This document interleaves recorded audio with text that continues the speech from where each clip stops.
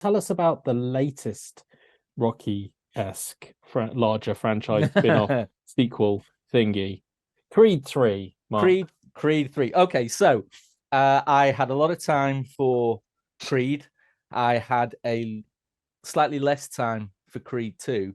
But I think what was very obvious was I went to both of those to see Sylvester Stallone and to see Rocky. For me, they were still Rocky films.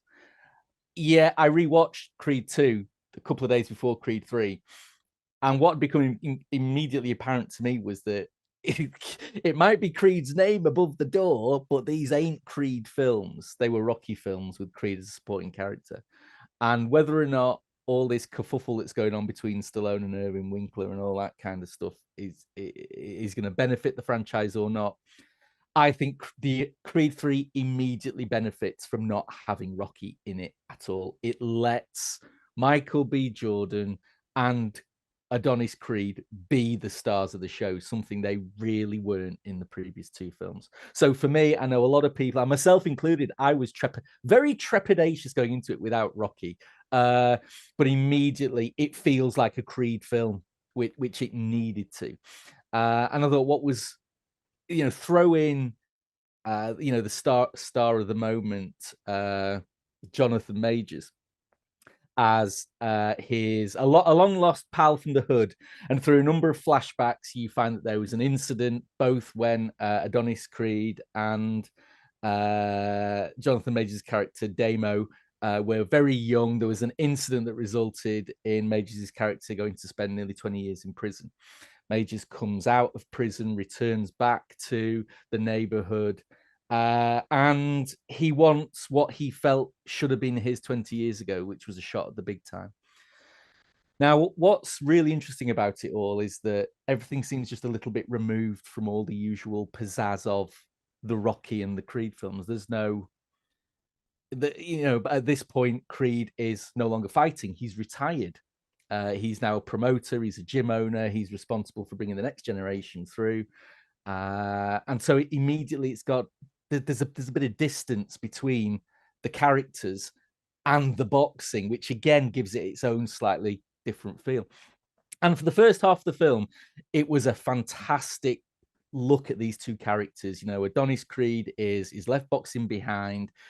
This blast from the past has come back and he's trying to deal with how he feels about that, his own part in what happened to this kid.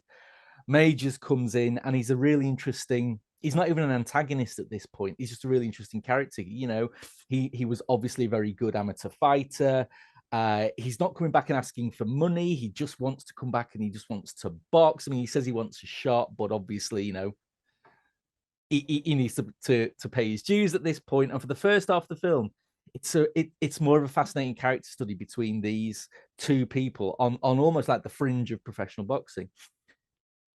Suddenly, then it turns into certainly the narrative of your typical Rocky film, except it somehow makes even Rocky solving the Cold War single-handedly seem not as far-fetched as what happens in the second half of Creed 3.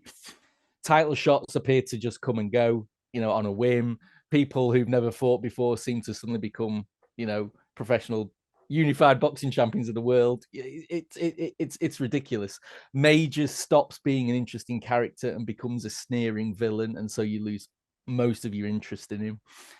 But thankfully, Johnson brings it back round in the final act for what would be, the usual nuclear fight that ends all of these films.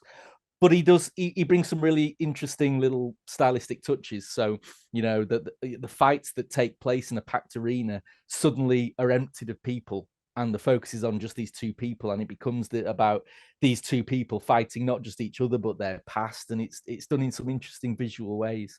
So ultimately, I really enjoyed Creed 3. I enjoyed Creed 3 because it felt like the first Creed film.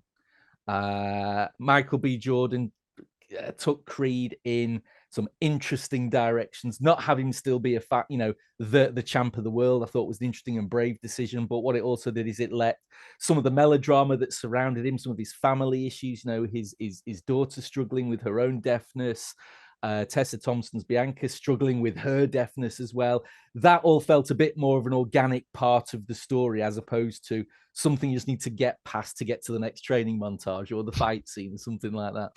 And I really enjoyed it, even with that narrative dip and some of the narrative.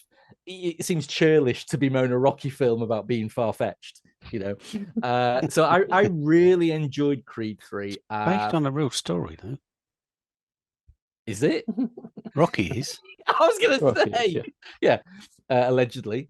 So Creed 3 for me, it was on a par with the first Creed film, better than the second Creed film for me. I just really hope, and I know I've just said all that, but I really hope it ends here, because the final shot seemed to indicate a direction of travel for the Creed franchise, which I am not on board with. No, I'm not. Creed in space. That I'd be on board with. That's where all franchises end on number 10. So it's definitely got to be. This is the 10th Rocky Creed movie. It's got to be space. Nice. Sold. Yes. Creed punches a planet. Nice.